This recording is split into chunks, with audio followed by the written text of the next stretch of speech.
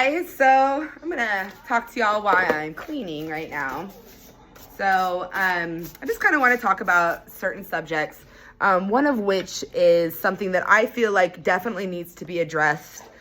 So right now, inflation, it's an insane thing right now. Everybody is going through it. Everybody's struggling right now. Prices are going up. I mean, eggs, everything, right? So, barbers are always told to raise their prices. Barbers are always told to, charge your worth and things like that. One thing that I learned, I was reading Ivan Zoot, and he was explaining that barbers that are busy at least 80% of the time should be going up in their haircut prices at least $5. Now, that doesn't work for everybody. It depends on who you are and depends on the area. Me personally, I've been doing this for 14 years, and I've always struggled with wanting to raise my prices. I felt like that would be greedy. I felt like just because I'm good at it doesn't mean that I should be overcharging or, extorting or anything like that. I didn't want to seem like I was a greedy barber. But at the same time, I am a national educator. I have multiple different degrees. I have multiple different businesses. I've worked for multiple different companies, and I also cater to kids. So ultimately, it makes a lot of sense for me to raise my prices. But yet it took me about 2 years, honestly, 2 years working and owning my own business. It took me about 2 years to finally take the jump and raise my prices.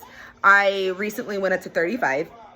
And the reason that I did that was because, I'm sitting there, I'm struggling, I'm crying to my husband that we can't afford this, that we're not able to go to, certain shows or, sponsor certain people that we want to sponsor or, even the little things, taking my babies out for, new shoes or, eggs, whatever the case is, I shouldn't feel like I'm struggling when I own a business. At the end of the day, even as a business owner, you should never rely on your employees to fund your business. It should always be up to you to fund your business because, for example, right now, I don't have any employees. So ultimately, it makes me have to work a little harder. But the stress of finances isn't there, specifically because I can take care of my shop by myself. Of course, it helps when you have somebody helping you. It helps for a lot of different reasons. But, I don't need them to survive. So in order for me to keep my shop running, in order for me to keep my family running, I have to raise my prices in order for me to afford life. So I did it based off of the fact that, everything is different now. Everything went up. My rent itself went up about $300. So I had to raise my prices. I had to make that ultimate jump. But it was super, super hard for me. I was scared I was going to lose clients. I was scared that I wasn't worth it. I was scared that, they wouldn't value me enough to pay the $35. But, thank God, knock on wood, I haven't lost any clients. That I know of. If I have, unfortunately, they didn't affect me. So, thankfully, I didn't lose any clients that I'm aware of. And, most of the clients actually completely understand more than anything. Most of my clients are actually like, man, I would pay you more if you wanted me to because I cater to their kids. A lot of the times I'm on the floor with these kids. Oh my goodness, you have no idea what I do. When people say that they cater to kids, you never really think about it until all of a sudden you see them and they're on the floor or, that kid is literally fighting for their life in the chair and you're just there, struggling with them. There's a reason why I do things. I'm capable of it. And I don't feel like I give a bad quality haircut at all. Actually, considering how much work sometimes I have to do, my haircuts are pretty dope. I'm not going to lie. These kids are all over the place and I'm sitting there and I'm legitimately moving with them, struggling with them. I'm 33 years old and it's hard to get off this floor, but I will get on the floor with these kids just so that I can earn their trust because I'm a strong believer in earning kids' trust. Once you get a kid's trust, they stay with you for life. And kids are dedicated to their barbers way more than men are dedicated to their barbers. It's crazy to say that, but it's true. I actually had an experience once where the kid used to go to another shop with their dad, and then of course I opened and he came over here and He loved it. Well, we were busy at one point in time. This was a couple of years ago. We were busy at one point in time, and the baby was having a fit because the dad actually took them to another location, was going to get their haircut, and the baby threw such a big fit that he actually turned around and came to the Bat Cave because that's where his son wanted to go. That's why I dedicate myself to kids, because they are ultimately your retirement plan. They will stay with you until you retire because they only know you. They only trust you, and they've been coming to you since they were, 4 or 5 years old or even younger, depending on the kid. So, I do these things for a reason, but it's not easy doing what I do. And I learned that the parents that bring their children, most of them value me so much that they would pay my worth because I'm the only one that was able to help them cater to their kid and accomplish a good haircut to the point where now they sit in the chair and they're ready for a haircut. They're excited about it. They're ready to come to the Bat Cave. They want to get their haircut now because we went through this process and we were able to grow them so much that now they're lifelong clients. So there is reasons and there is ways to go about, making your business better or making yourself more unique so that you can give yourself the ability to charge that $30, $35, $40 per haircut. Of course, this also varies. I personally felt like I needed to give at least some type of validation to why I did that, raise my prices.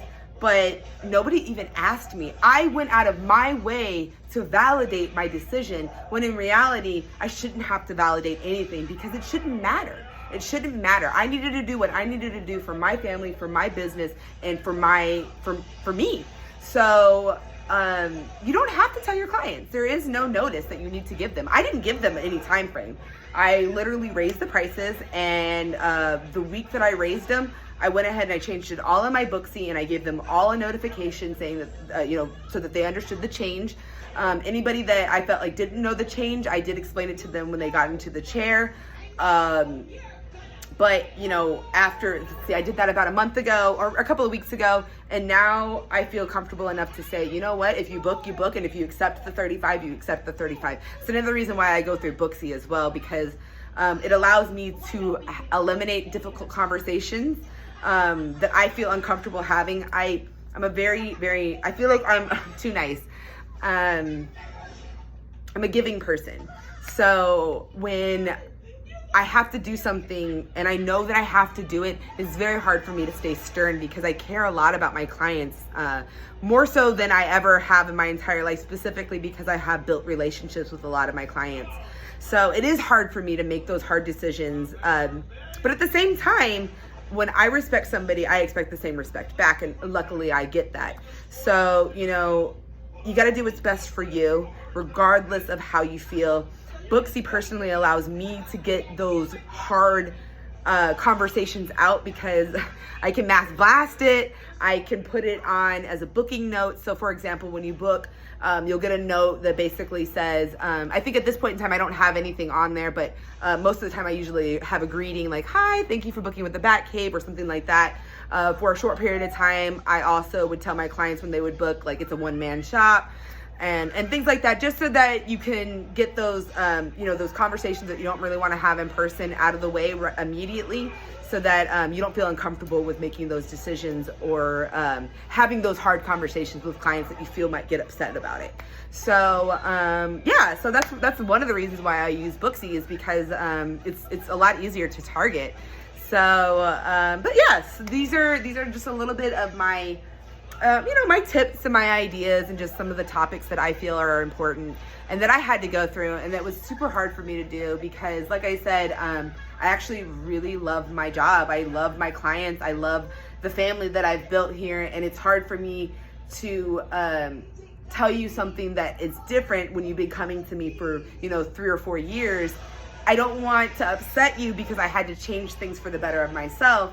So it took me a while to do that, but ultimately I got out of my comfort zone. I decided to be stern, and it's worked. And we've been, our prices have ranged for, have raised for about a year now. For about a month now, and it's working out perfectly. So charge your worth. Don't be scared to do it. Don't be scared to charge your worth. Do not be scared to raise your prices. You are worth it. Trust me, your clients will value you. They will accept it and they will not argue. And the clients that do not accept it and do not want to pay, that's okay, because they're going to go away. They're going to go to somebody else. They're going to get a shitty ass haircut. Don't worry about it, because the ones that value you are going to stay with you. And what you're going to do is you're going to end up getting clients that grow with you, and you're going to get more clients that want to book and want to pay your prices. Ultimately, you're just growing and growing and growing until the point where you want to retire. So charge your worth. Don't be scared. Raise them prices. Thank you.